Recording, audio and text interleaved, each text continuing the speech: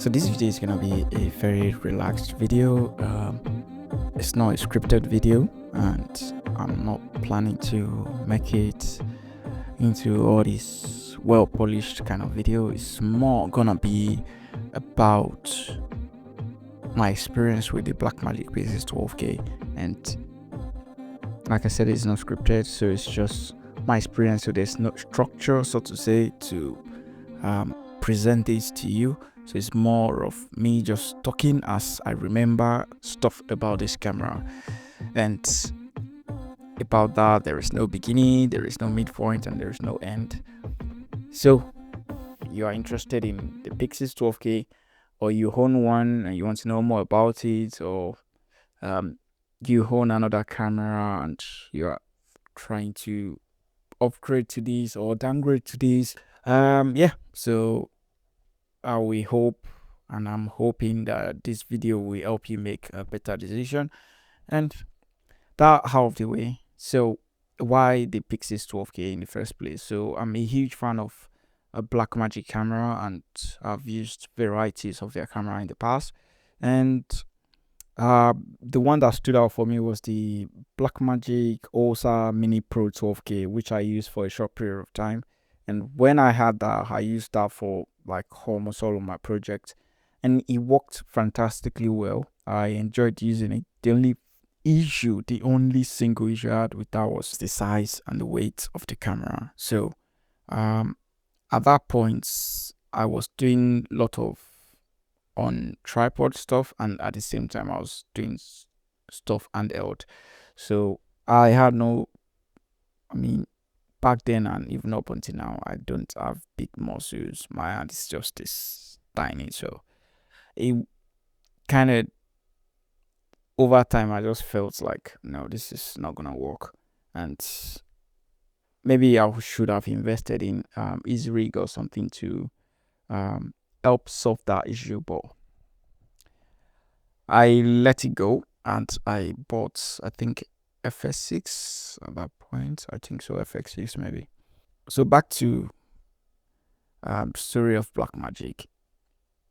I used that camera and I enjoyed every bit of it. And then when they released the OSA Cine 12K, I was like, okay, this is gonna be it. Still, the only thing that is not letting me buy the 12K, the Cine 12K, is the size, the weight, and I think this new model is a bit it's a bit more heavier than the previous model. So until they announced the PYXIS 12K, which has literally the same sensor on the Cine 12K, I'm like, okay, that's it. I've used the PYXIS 6K for a while. I have used the Cinema 6K, the Pocket Design 6K, for a while as well, and I enjoyed both the PYXIS and the Cinema 6K. But I know inside of me, comparing that footage or the image to what I used to get on the Mini Pro 12K, they are different. And this is my opinion, this is my use case.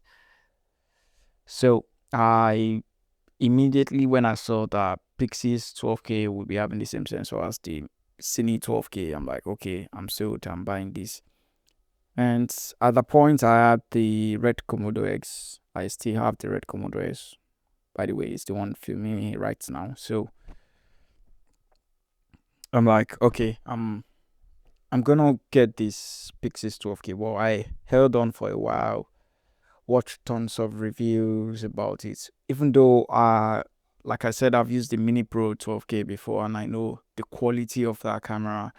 And the Cine 12K is a full frame version of that, more advanced, more tech, more stuff. And I literally don't need much review to convince me about this PYXIS or the OSA Cine 12K. So over the time, I decided to go for it, and I got it. And one of the main reasons why I got it, apart from my interest in Blackmagic cameras before now, is to make a decision between my Red Komodo-X and the PYXIS 12K. And I'm gonna make another video basically talking about these two cameras and how I've been using them together, because I've actually been using them together for almost all of my projects. So that's for another day. But when I got this basically to make a decision between either of the two and keep one and sell one. But since I got this, I've been using both. Most of the time simultaneously and sometimes individually. But I've not been able to say that this is the one that I'm keeping, this is the one I'm selling.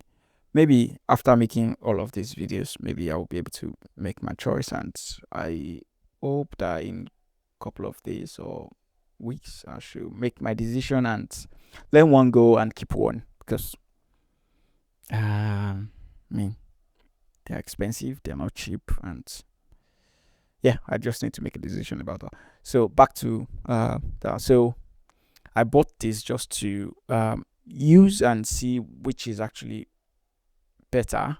One, because the red costs, to rig it up, cost almost times 2 of this. So if I can get a good quality like what I can get on the red on this, then there is no point in keeping the red and having this as well. So I can rather invest in getting the Assassin 12K as my A cam and this 7 as my B cam. So I hope that answers the question why the Blackmagic Pyxis 12K.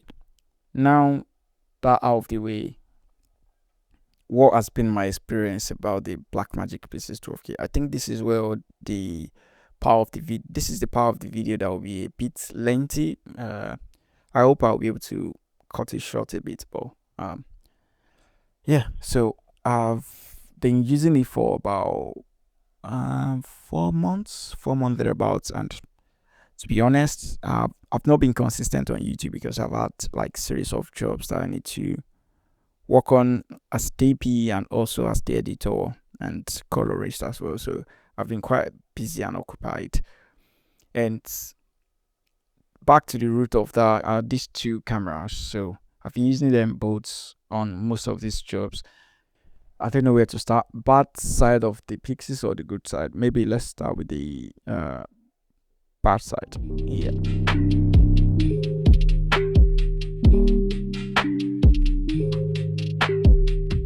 The main thing that I am concerned about the Blackmagic Pyxis 12K is reliability.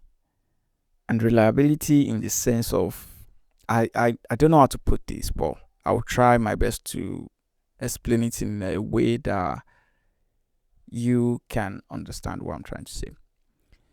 So we all know Blackmagic cameras are cheap, not cheap like ridiculously cheap. I mean, like for what you get out of them, they are budget friendly. Let me put it that way. So obviously we'll be looking out for, okay, what's the catch? What are you losing for this price?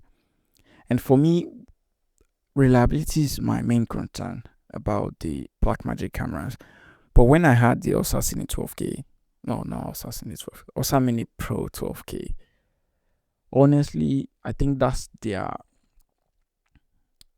most advanced back then, most advanced, with no issue. No, I can't say that camera can last a long time without any issue. I mean, I didn't use it for a long time, so if you've used it before and you've had issues, maybe you can put that in the comments below. But that camera is well built and it's built like a tank, so reliability wise, I would say that camera is solid.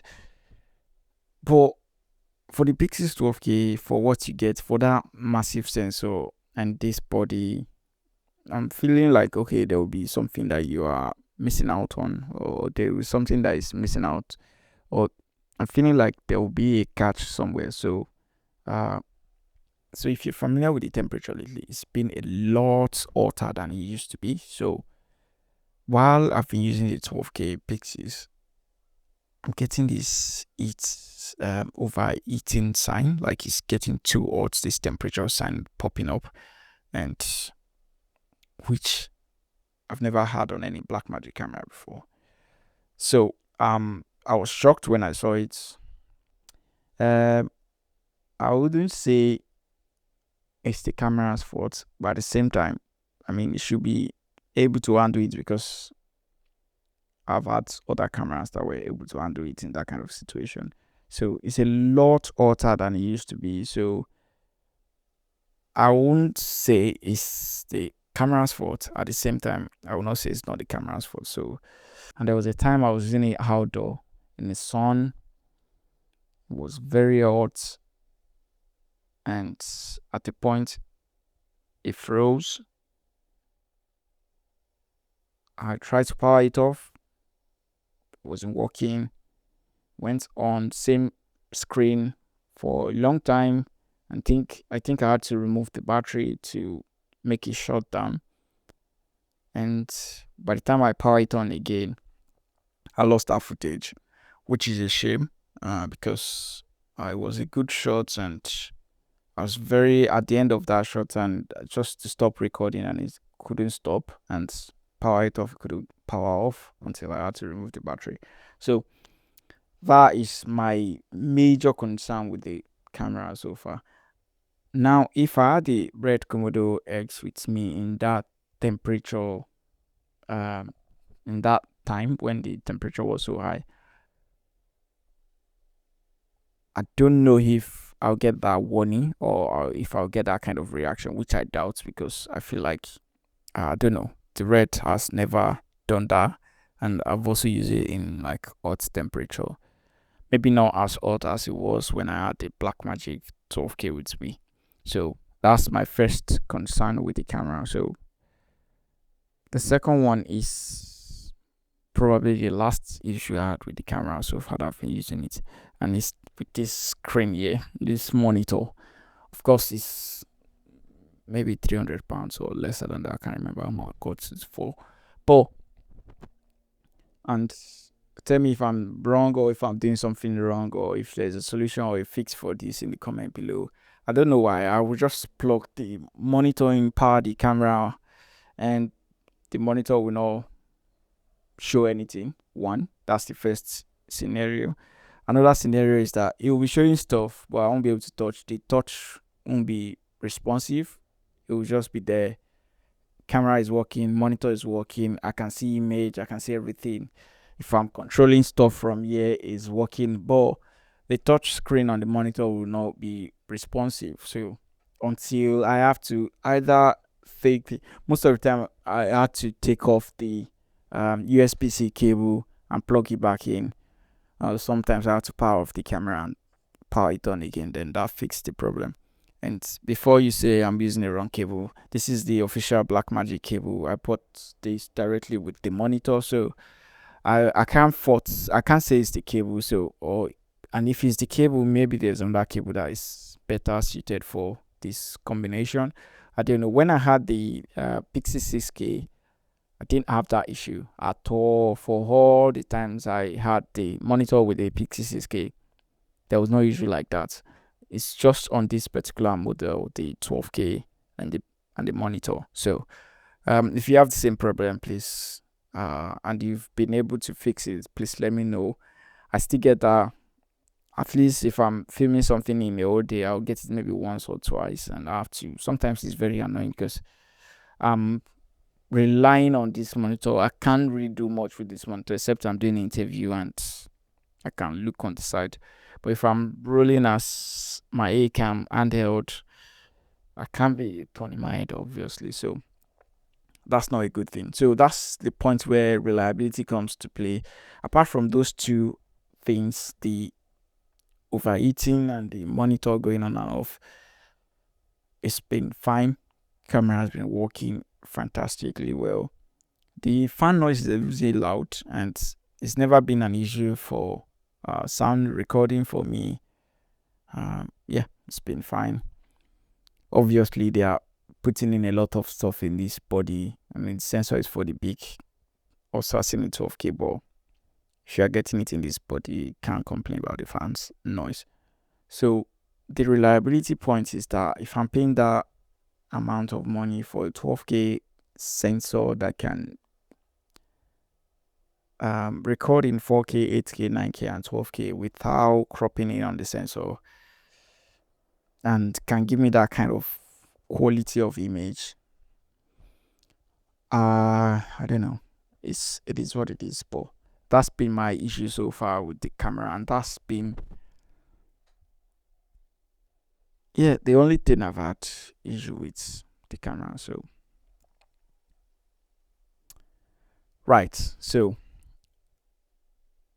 outside of the bad side, let's go into the good side.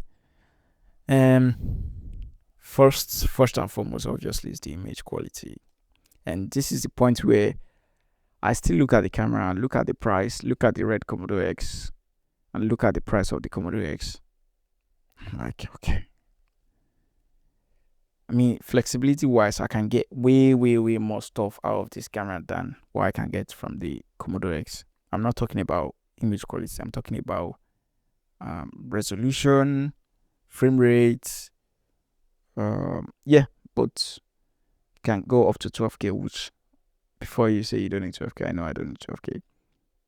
But if you need it, you have 12K. If you need it, you have 9K, like crop sensor. If you need it, you have 8K, you have 4K. Komodo-X, you are at 6K, which, to be honest, I don't find myself needing more than 6K for most of my work. Like even 4K, I I I film 4K on this camera all day long. Like, I'm trying to remember when I filmed 8K, maybe for a short project I did, which was just me based, not because of the deliverable or anything. It was a fun project. There was nothing involved apart from my decision to just film 8K and downscale later in post, which still doesn't make sense because, I mean, why do you need 8K? So 4K is still fine too, but just in case you need more than 4K, you have 8K, you have 9K, you have 12K. Then frame rate wise, I believe you can get more from here than what you can get on the Komodo-X. I'm not the type that does a lot of, I'm not the type that film a lot of stuff in super slow motion, but you never can tell. Once in a while you need a function, and it's better to have it than to need it and not have it. So that's another advantage of the Blackmagic 12K Pyxis. Image quality, dynamic range, the flexibility in post, Blackmagic RAW, fantastic. Like, absolutely amazing stuff you get out of this camera, and I've had no issue with that, and I've been enjoying using that.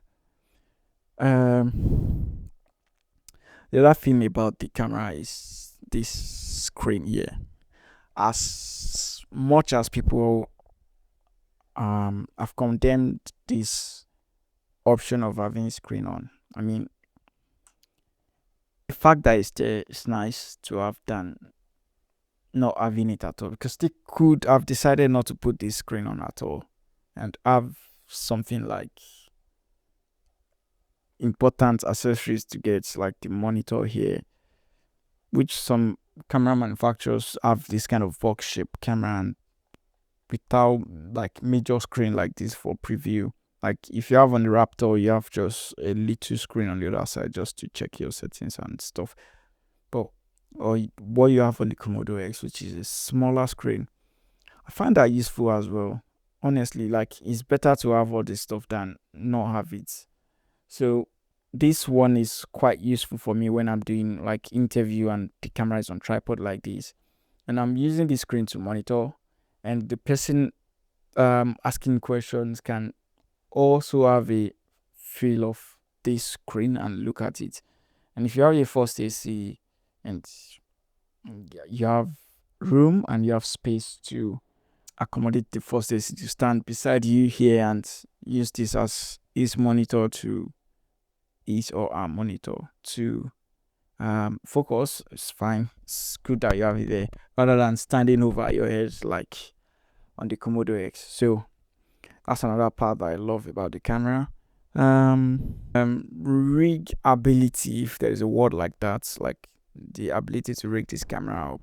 I think I can't remember if it's this one or I think it's this one, the most riggable camera or something like that they put on their website.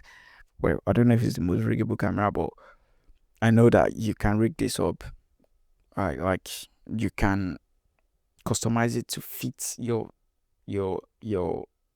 setup or whatever you are trying to film. I have the Theta Pyxis. I think this is made for 6K, but they are the same body size, so they're the same body design. So I have the Theta cage on at the moment, and I don't know if there's a need to make a video about that, but I have this Theta V-mount plates, which kind of like go straight on the Theta cage. I wish it's something that you can put straight on the body itself rather than on the cage. But I know Theta are smart. They want to like sell their cage and sell the V-mount plate as well. But it is what it is. I wish it was the other way around because I love the Blackmagic top handle and I would love to use that, but I can't use that now. I can't use that on the Theta cage. Can I? No, I don't think so. If there's any workaround, please let me know in the comments below. But so I'm stuck with this my old top handle and it's been fine, so no issues so far. Yeah, that's about it, honestly. Like it's not too heavy. Like obviously it's not as heavy as the Assassin 12K, and I'm getting good image out of it. The only thing that is missing is probably internal ND, but I mean there are solutions around that already, like my Mofad here, which it's been fine, no issues so far, and so good that I bought one more, which is on the Red Komodo-X. So it's more like a perfect complete camera. If you want autofocus, obviously the 6K now has autofocus.